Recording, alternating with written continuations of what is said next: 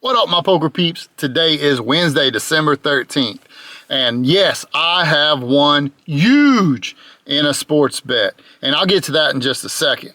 But I just want to go ahead and clarify before I tell you what I won and the explanation of how I won it and everything. And just, it's amazing, y'all. I won huge. Oh my goodness. But the question I get asked a lot is, do I sports bet? And I want to be very clear on this. I am not a big sports bettor. When I was young, I hit a big parlay. When I say young, I was probably 21. This was probably back in 2000, probably 2002. It was way before the Wire Act, Black Friday. Online players know what I'm talking about, online poker players. But I did win a big parlay back in the day. When I say big, it was like $2,600. But I'm going to tell y'all right now, $2,600 back in 2002, you was a baller. You could get like a used car. Now, you might get a tank of gas with that. But as for sports betting, I don't do a lot of it. To give you an idea, because a lot of people ask me if I bet sports. That's why I'm kind of like talking about this. And people know I'm an avid Gator fan. Probably not as big as I was before because of NIL and the transfer portal. And it's becoming too much like the NFL, and I like the purity of college football. I mean, I grew up in the golden era in the state of Florida when Miami Hurricanes, Florida State Seminoles, and the Florida Gators were pretty much top 10 every year, and it was really a battle for the state. So that's probably why I was such a diehard Gator fan. I love college sports. And even before that, back in the late 80s, you know, that was something that was a bond with me and my grandfather. I used to, back then you had the, not to date myself, but you'd go out there and turn the old antenna until you got the station in, because you only got like 4 stations back then, and one of them was Notre Dame football. So I always had a soft spot for Notre Dame because that was the one game you got to watch every weekend in the country with your little old school antenna that you went outside and spun around. But now sports betting, about the only time I do it, to be honest with y'all, is in September, the first weekend of college football. Me and a group of my buddies for the last 4 years have been going to Biloxi, Mississippi. And we go there and we just bet on sports for fun. None of us are professional sports bettors or have any disillusions that we are that. And then, of course, the Woo crew goes the last weekend of college football, Black Friday weekend, the weekend after Thanksgiving, and we go to the sports book at the Mirage. We've been going there 6 years now, and we bet on some sports and drink and just have a great camaraderie. But outside of that, I might bet with some friends, but I don't have FanDuel, DraftKings, nothing like that.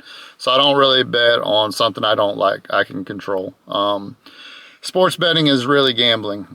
Poker, this might be a little bit controversial to some people, but poker really is more of a skill game long term.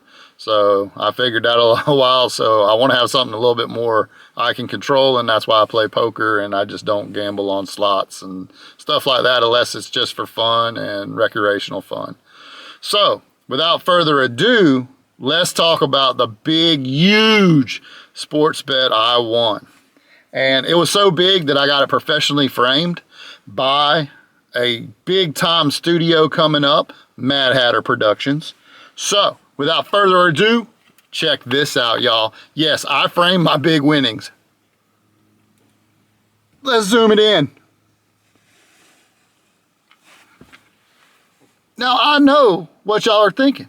Y'all are like, Hatter, that's a $5 bill, bro. That ain't no huge win. Hold on.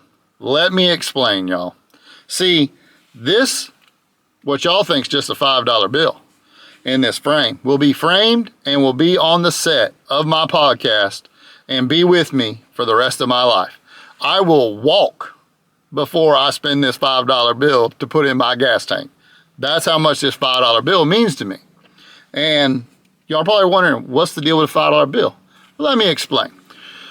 It came from one of my followers. And I'm going to go ahead and, right now, I know he's probably a little ticked. And he's thinking, wow, that's really childish. Well, in Mad Hatter land, we get a little childish every once in a while. So, and he knows this is just tongue in cheek and it's for fun, but it will be on the set of the podcast when I get the set completely set up. But this $5 bill, this is why it means so much to me. Because I met this guy, shout out to Suited Pairs. He is a very avid Ohio State Buckeyes. I always mess that up. I apologize. Studio, I didn't mean to say Suckeyes. I really did not mean to say Suckeyes. I meant to say Buckeyes. You are a huge Buckeyes fan. I struggle with it, bro. I'm sorry. But me and him made a $5 bet about the Michigan-Ohio State game. Sorry, Suited. When I decided to make this little $5 bet with you, this was my plan the whole time, bro. It was my plan. I am a schemer. I am sorry. I knew that if I won this $5 bill, that it was going to end up in a picture frame and kept.